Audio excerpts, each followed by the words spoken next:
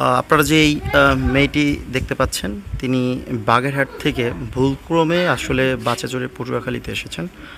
তার পরিবার খুঁজে পেতে আপনারা সবাই সহযোগিতা করুন। আমরা একটু তার সাথে কথা বলতে চাই তিনি কিভাবে আসলে পটুয়াখালী এসেছেন, এবং আরেকটা বিষয় হচ্ছে যে এর যে কাগজপত্র বা টাকা পয়সা যে ফোন ছিল সেই ফোনও কিন্তু তার কাছ থেকে হয়তো কোনো দুষ্চক্রকারী নিয়ে গিয়েছে। তো সে ব্যাপারে আমরা একটু তার সাথে কথা বলতে চাই।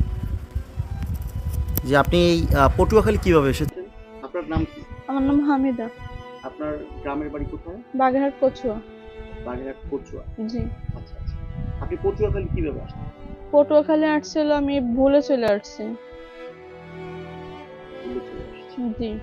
আচ্ছা, তাইলে আপনার মানে আসার পরে আপনার সাথে কি ছিল?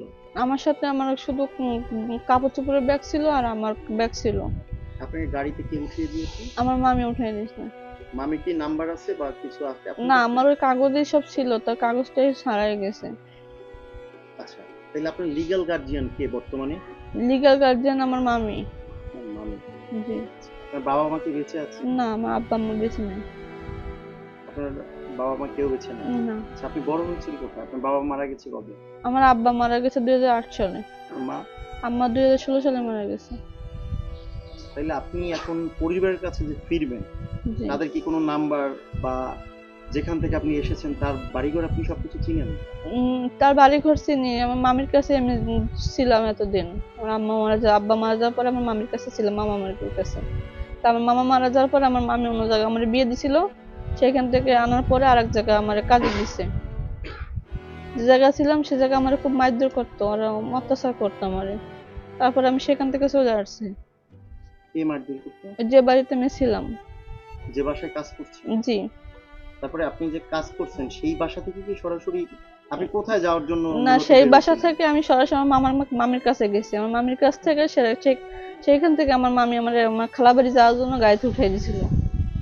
কোথায়, মানে কোন গাড়িতে উঠিয়ে দিছিল যাওয়ার জন্য? আমারে তো খুলনা বলছে, খুলনা গাড়িতে উঠাই দেওয়া। বাগেরহাট থেকে আপনি খুলনার গাড়িতে যাবেন, জি। কিন্তু পটুয়াখালীর গাড়িতে কিভাবে আপনি আসলেন? সেটা আমি বলতে পারতেছি না। আপনি জিজ্ঞেস করেননি? না, আমি জিজ্ঞেস করি নাই। আচ্ছা, তাহলে আপনি কি এখন এক্স্যাক্টলি আপনি কোথায় যেতে চান? আমি এক্স্যাক্টলি আমার মনে করেন আমাদের তো ফ্যামিলি নেই, কেউ নাই। আমার একটা ভালো একটা জায়গা দেখে কাজের ব্যবস্থা করে দিলে, থাকার ব্যবস্থা করে দিলে এই টাইম হবে। পরে আমি একটু ঘুমাই গেছিলাম। ঘুম থেকে উঠে দেখে আমি সকালে এখানে নামাই দিছে। এখানে নামাই দেওয়ার পরে আমি পরে গিয়ে এখানে আমি বলছি কি এখানে তো পটুয়াখালী, এটা তো মানে খুলনা না। পরে ব্যাগে হাতাইছি, ব্যাগে দেখে আমার কাগজও নাই, টাকাও নেই। সাথে কি কোনো ছেলে না, আমার কাছে তো ছিল না, কিন্তু একটা ছেলে আমি দেখছি কথা বলতে তার সাথে। না, সেইটা না, আপনার গাড়ি থেকে নামিয়েছে কে? একটা ছেলে নামাইছে। ছেলে নামাই আপনার ওইখানে কি হ্যাঁ, বলছে, কি বললেন? বলছে যে এখানে আপা আপনি বসেন, আমি আইসা আপনি নিয়ে আপনার স্থানে পর্যন্ত, মানে আমার স্থানে, মানে যে জায়গার কথা বলছে ওইখানে নামাই দেবে, মানে খালার বাসার সামনে নামাই দেবে, তাই বলছে। আপনি বুঝতে পারেন না? না, বুঝতে পারলে তো মনে করেন আমি এত দূর আসতে পারতাম না, তো তাহলে আমার ঠিকানা পর্যন্তই চলে যেতে পারতাম। কি গাড়ি নাম? না, গাড়ির নাম আমি দেখি নাই। টিকিট আছে আপনার কাছে? টিকিট তো ওই ইসের থেকে, কাউন্টার থেকে কাটার পরে টিকিট হলো গিয়ে আমার খালামণি ওই ছেলেটার হাতে দিছে, আমার হাতেও দিনি। ওই ছেলেটা কে মূলত? ওই ছেলেটা আমি চিনি না ভাই। আপনি মানবিক দৃষ্টিকোণ থেকে তাকে এনে এখানে মাদ্রাসায় আশ্রয় দিয়েছেন, তো বিষয়টা কি? বিষয়টা হচ্ছে আমরা আমরা চৌরাস্তা একটা আমাদের নিজস্ব একটা দোকান আছে, এখানে আমরা চা টা খাই, বন্ধুরা আড্ডা দিই। ওইখানে এই আপুরে দেখতেছি কান্না করতেছে।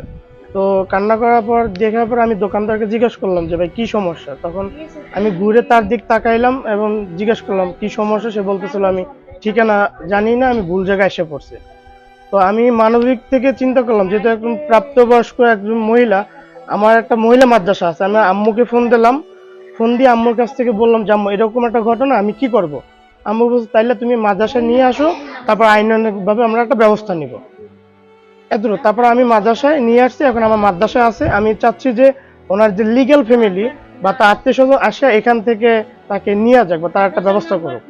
ওনাকে যখন আমি হাতে পাইছি তখন তার কাছে কোনো ফোন ছিল না এবং তার কোনো এভিডেন্স আমি পাই নাই।